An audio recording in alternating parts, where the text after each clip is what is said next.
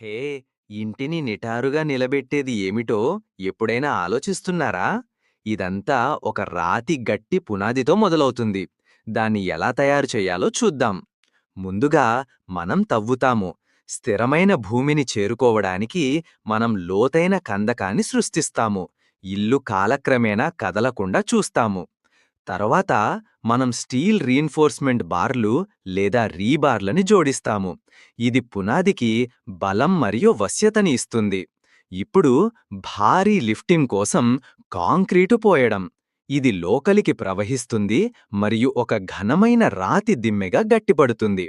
పునాది వేయబడిన తర్వాత ఇల్లు నిర్మించబడుతుంది.